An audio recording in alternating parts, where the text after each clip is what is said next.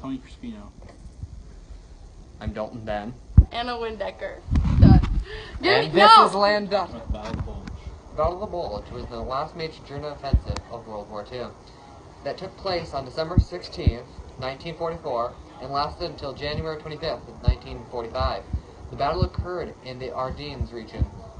The attack was a complete surprise to the Allied forces. The Germans' intent for this battle was to cut off the Allies from using the Belgian fort, Antwerp, and split their lines. With accomplishing that, the Germans could destroy 4 Allied armies and force the Western Allies to negotiate a peace treaty. On the morning of the battle, the weather was overcast, which grounded most of the Allied air forces, creating another disadvantage for the Allies. After the Germans attacked a weak link in the Allied lines, the terrain had been detained to the Germans and threw them behind schedule. This gave the Allies time to recover and prepare. With the weather conditions improving, the Allies were able to launch the air force and attack the Germans.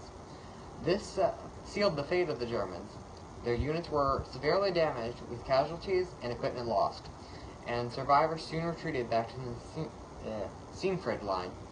The battle ended with 75,000 American casualties and 80 to 90,000 German casualties. This was the bloodiest and largest battle fought by the U.S. in World War II. Cut. Tony, what do you remember of the Japanese invasion?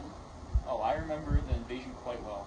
I was just a boy when we started seeing the Japanese entering our towns. When did the Japanese first If you're come? referring to the military action, that was in 1931. But since 1905, we were seeing more and more of them. They were businessmen and soldiers mostly.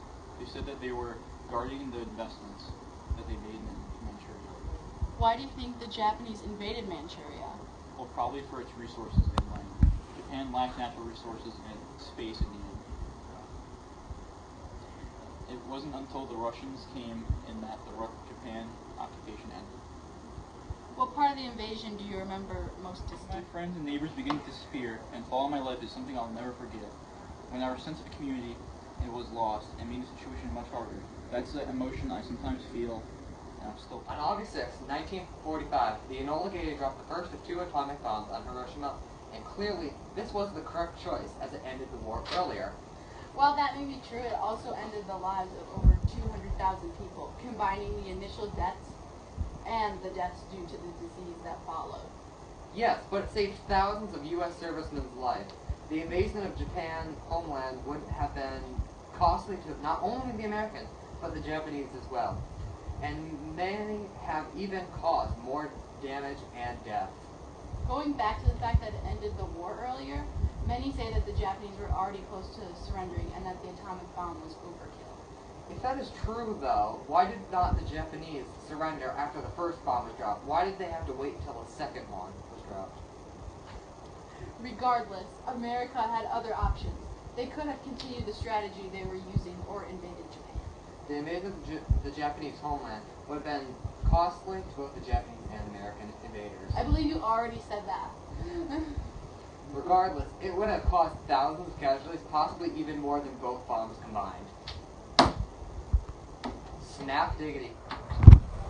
What caused the U.S. to enter World War II? Like a shooting someone. I don't know. Is it? No, Taylor, it's not. Wait, I'm pretty sure. It was Pearl Harbor. Oh, wait, I knew that. All right, thanks. Taylor. What year was Pearl Harbor attacked? I don't know. Just guess. I don't know.